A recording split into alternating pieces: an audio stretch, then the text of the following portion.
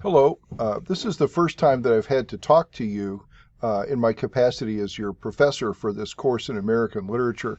Now you can see what I look like and what I sound like. I don't know if that's a good thing or a bad thing. I'm going to talk today about Walt Whitman, who's the first of the many poets and writers that we're going to meet over the next 16 weeks.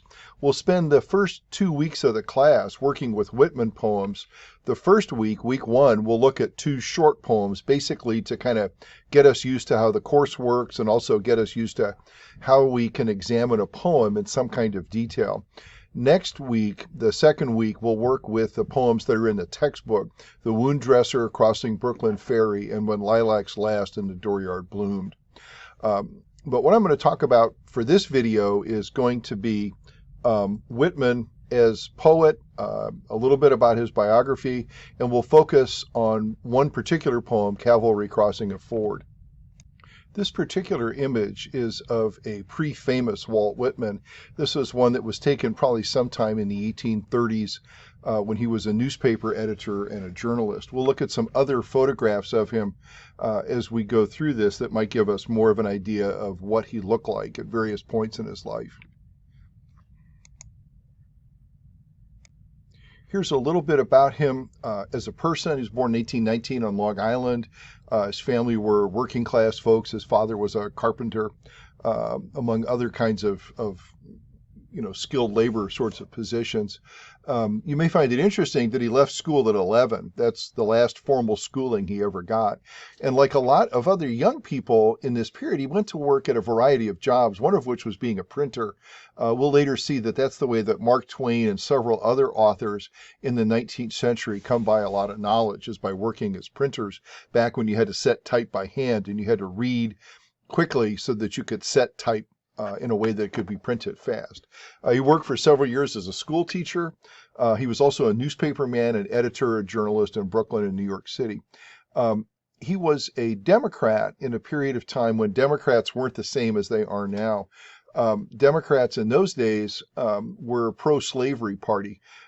This actually had to do more with what was going on in New York, which is not really important to our discussion of him, but just to let you know that he was always active politically when he was younger. In the late 1840s, however, he turned away from the Democratic Party, which cost him his job. In those days, newspapers were pretty much party organs. Just like some people think certain newspapers are now, that some newspapers are more aligned with the Democratic Party, some are aligned more with the Republicans. That's been a constant fixture of newspaper life, no matter where you are. But in the late 1840s, he turned against slavery, began to oppose it, became what was called a free soiler, that is, somebody who opposed the expansion of slavery into the western part of the United States, Kansas and Nebraska in particular. And then he turned to becoming a poet full time. The first book he wrote was Leaves of Grass, and you can see here the image of the front page and of the photograph of himself.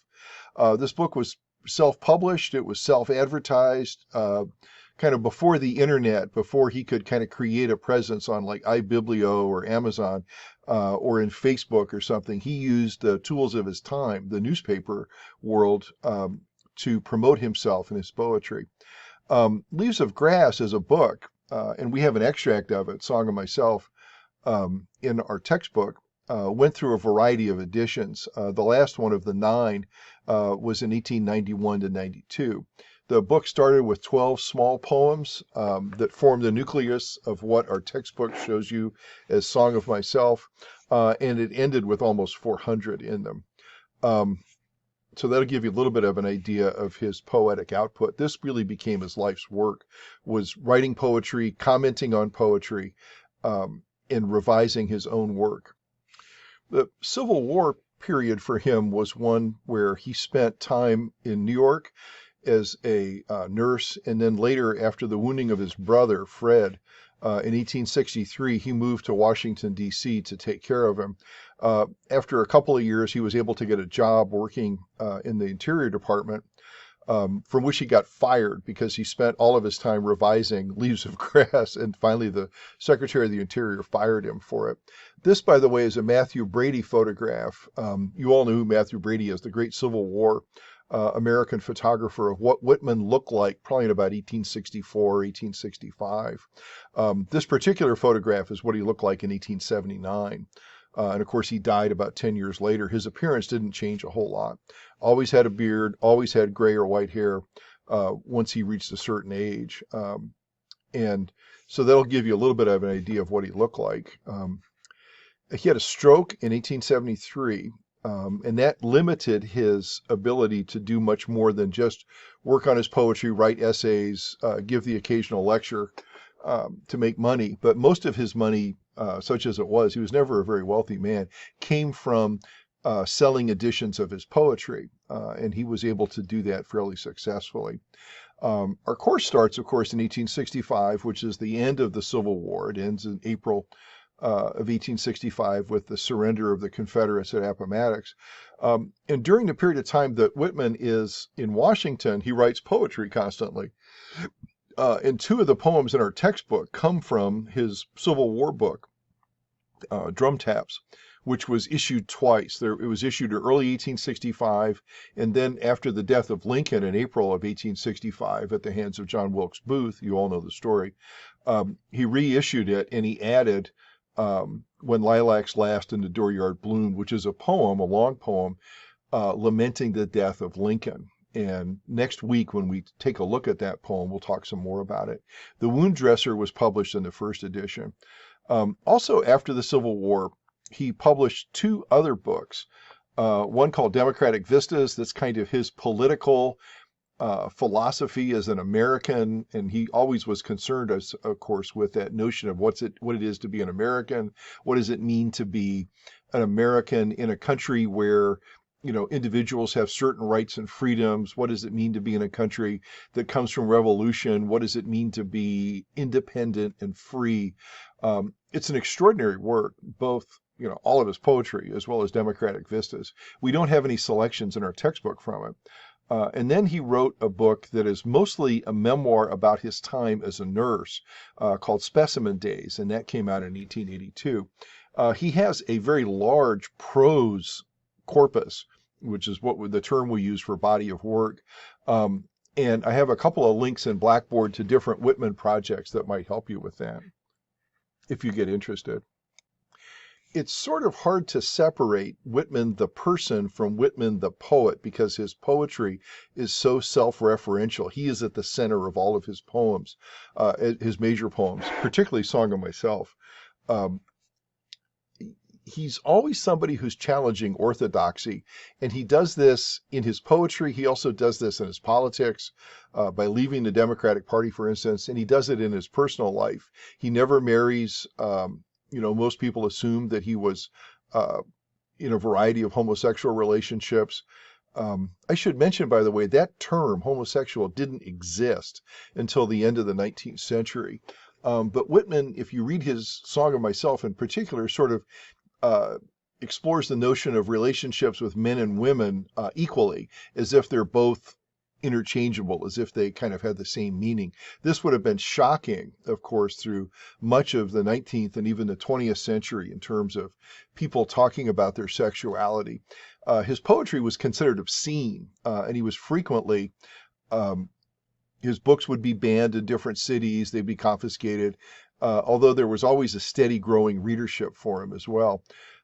What I find revolutionary about him is not so much his personal life, interesting though that is, but the poetry. What he does with poetry is what really fascinates me. And he basically reinvents poetry in his own image. And I think that, to me, is the thing that you might find him most compelling in. He's also one of these figures that, even though this course starts in 1865, his first book was written 10 years before that. And it's a book that he updates, as I've mentioned, frequently during the rest of his life. So he's one of these figures that straddles both pre and post Civil War America. And one of the things that our textbook talks about, and certainly is something that we should probably talk about as the course goes on, is that pre and post Civil War America were two fundamentally different countries. Our textbook points out that post-Civil War America is all about industrialization, assimilation of immigrants, about westward expansion, about the country constructing itself into the industrial political world power that we regard ourselves today. Before that, the kinds of ideals that we tend to see celebrated are ones that are similar to what was celebrated during the Revolutionary War. What does it mean to be free? What does it mean to be independent? What does it mean to have a particular relationship with the central government? And if you look at writers before the Civil War, people like Emerson or even Melville, Herman Melville, Moby Dick, or Thoreau, you'll notice that these are people who were really concerned with kind of defining what exactly it is to be an American. After the Civil War, the assumption is that all of us are wrapped up in this industrial, growing, powerful country that's becoming more and more the centerpiece of the world stage. Okay. For Whitman, those political questions are always secondary, but for him, what he's looking at is his focus on poetry and his focus on what does it mean to be a poet in a country that's undergoing this particular kinds of rapid change. And so he celebrates things like new technology, and we'll see that perhaps in some of his later poems. But at the same time, he's also drawn back to this notion of what does it mean to be an American individual? What exactly does that entail? At the same time, his reputation after the Civil War begins to grow and grow as he gets older in the 1870s, late 1870s, 80s, 90s, up until his death. He becomes more and more a figure that other poets seek out, both in the United States and abroad, particularly in England, as the kind of symbolism, the kind of imagery that he uses becomes more and more common in poetry found written by other people in other countries. So here's the poem that I want to spend some time with today. It's very short. It comes from Drum Taps, as I mentioned earlier, and it describes a particular action of a troop of cavalry, horse-mounted soldiers during the Civil War. When we're looking at a poem, probably the best thing we can do first is read it out loud. And so I'll do that. I don't know if I'll do it justice, but we'll see. A line in long array where they wind between green islands. They take a serpentine course. Their arms flash in the sun. Hark to the musical clank.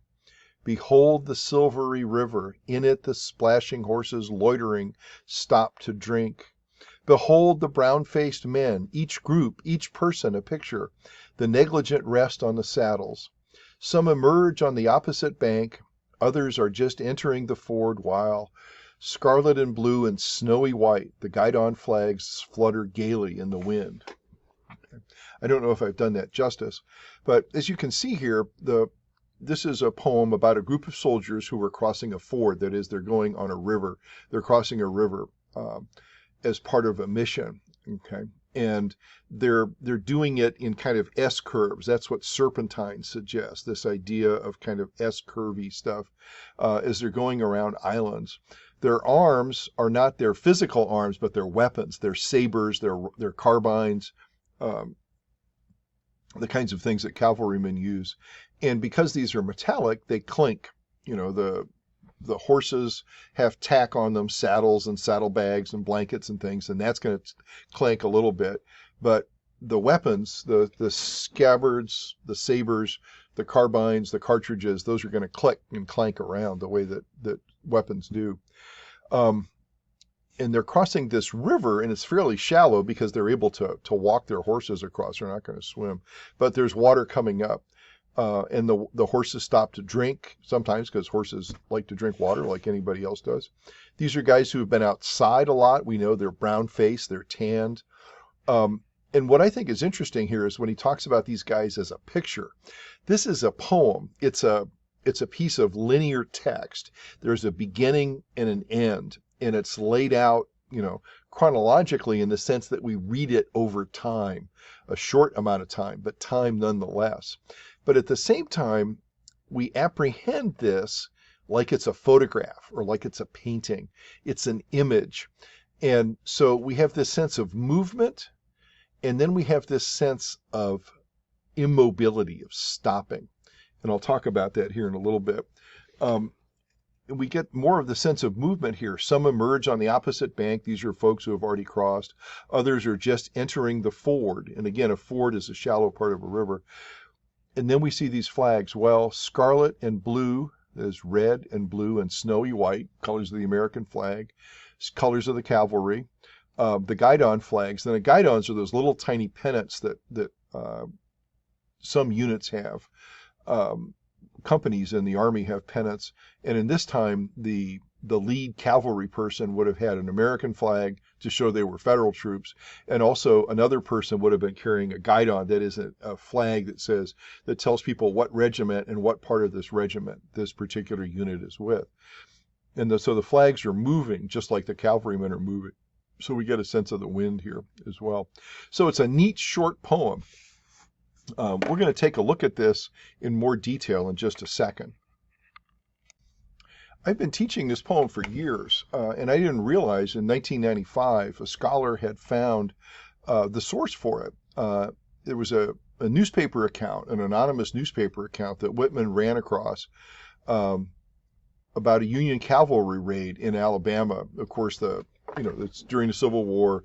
Federal troops were surrounding the Confederacy and slowly, tightening the noose on their way to eventually defeating the Confederates. But this was a 12-day raid from one part of Alabama to another that was one of the most extreme southern attacks by the federal troops along the Gulf Coast, just north of that. So here's this little short passage. And this is written by a newspaper man. And this is something that Whitman read, and it inspired him to write this poem. The ford being clear, the column commenced crossing. The passage of the river was a beautiful sight. The long array of horsemen winding between the green islands. And I've underlined some of the phrases that show up in the Whitman poem. And taking a serpentine course across the ford, their arms flashing back the rays of the burning sun. The guidons gaily fluttering along the column formed a bright picture, another word from the poem, recalling the days of romance and contrasting strongly with the stern hardships and vivid realities of everyday life on the duty march. So we've got a newspaper account here. And what I think is interesting about this newspaper account is how much it informs Whitman, and then how much Whitman is able to transform it into a work of art. It's not just a copy. It's not what we might call a found poem, that is a poem that somebody's found and assembled as kind of a collage. But it's a re-envisioning of this poem, of this image of these soldiers crossing a ford and turning it into something radically different, something that has an aesthetic quality that is completely divorced from time and place. I will point out that what the newspaper guy does here, and again, we have no idea who wrote this, is he puts this thing into a context that he thinks his readers understand.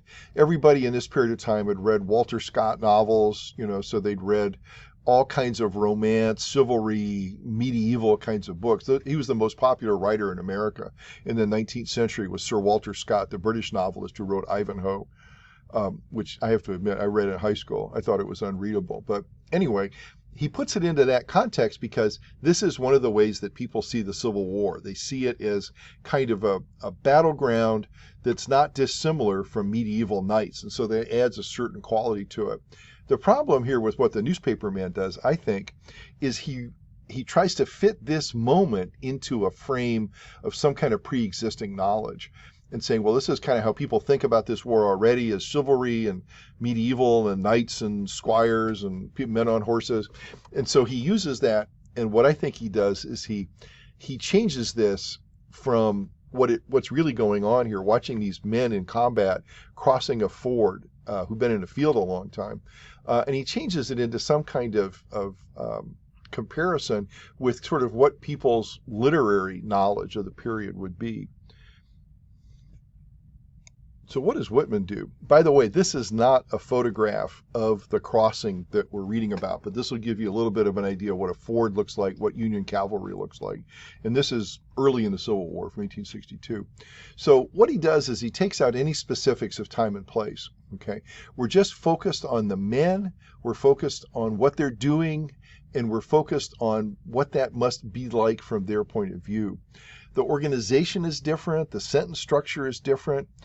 He adds these images where he takes the words of the newspaper man and he transforms them into this remarkable work of art. One of the things that sustains his line is repetition, and we'll go back and look at the poem a little bit and see some of those repetitions. He also focuses on the men themselves and what they look like, and what they're doing, okay? And so he gives us kind of a, not so much a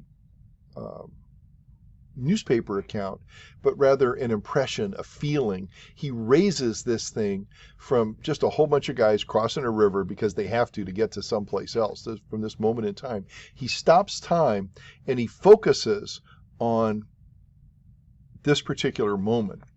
So let's go back and look at the poem again. Look at the repetition here, a line in long array. And so all those nouns, vowels and consonants go together to kind of sustain the line and to glue it together. They wind betwixt green. You can see all the E's in here and the I's, and the vowel sounds kind of hold it together along with the consonants. The arms here flash, which is interesting. And then we hark to the musical clank. We have the hark and the clank. We have those two words, that repetition, holding it together. And then we have this silvery river, which I think moves it to the level of image. And then we have silvery splashing, okay? We have loitering, going back to long and line up here. And then we have this, we go from loitering, 3 syllables, to stop, to drink, to a 1-syllable word. So you can see that moment where this goes from loitering to something almost explosive, but it's a stop, it's sudden, it's a halt, okay? And then we see the people here, brown-faced men, each group, each person, a picture, as if we're looking at a series of photographs, a series of slides. It's no longer a narrative. It's not a chronological movement, but it's a series of like sudden illuminations going bink, each person, a picture, a group, a picture, you know. And then we see that these guys are tired, the negligent rest on their saddles. They've been out in the field for a long time and they feel worn out. Okay. And some are not paying attention. That's what negligent means. And then we've got some folks coming out and some folks are still coming in. So we're caught in this kind of what we might call a liminal space, a space between two moments in time. And it becomes its own moment where we have people captured in different states simultaneously. Okay. And above them all is this American flag, the guidon flags with the colors of the United States. So if you look at this from a patriotic perspective, this, you could certainly argue this celebrates Union soldiers. And you could look at the fact that we have the flag imagery. We see how tired they are. We see that they've been out in the field for a while by the brown faces. We know that they're armed, you know, and he kind of celebrates that sort of dedication. At the same time, we have this aesthetic thing going on where he's transforming this experience into a particular moment at a particular place and time that goes beyond the actual circumstances of this, an 1864 Ford crossing.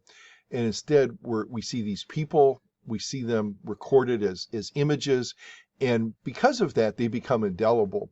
One of the great things about poetry is its ability to stay with us because it takes human experience and compresses it and puts it into a kind of, not exactly a package, but it intensifies by compression.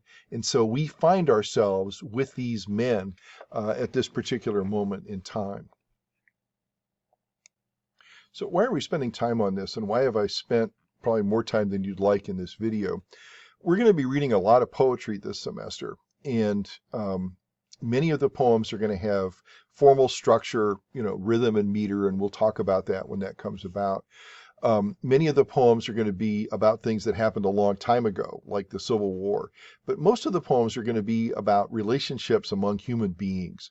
And that's really where Whitman shines, is relationships among human beings, among themselves, within themselves, and then by extension, relationships with ourselves, with us as readers, with us in the audience. and my encouragement here is to ask you to pay attention to every word in a poem, and to pay attention to the way the lines are laid out, and to pay attention to how a poem is designed to work. I always tell students that the poets don't have hidden meanings. They don't have like a box someplace. They say, I got some hidden meanings. I got to shove it in this freaking poem. That's not how it works. Poets tell you exactly what they want you to know. It's the most clear expression there is.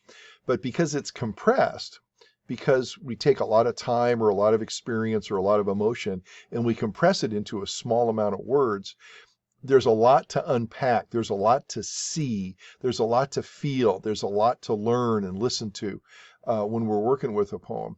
And so after you watch this video, go ahead and read the poem that's the subject for this week's discussion board, which is another short Whitman poem about being in a classroom, about being in a lecture, and what the difference is between being in a lecture and then going outside and seeing what the real subject of the lecture looks like in the physical world. So I would like you to start thinking along those lines here at the beginning of the course, because as we go through, you're going to find yourself relying on that kind of thinking over and over and over again. So thank you for your patience, and I look forward to working with you for the next few weeks.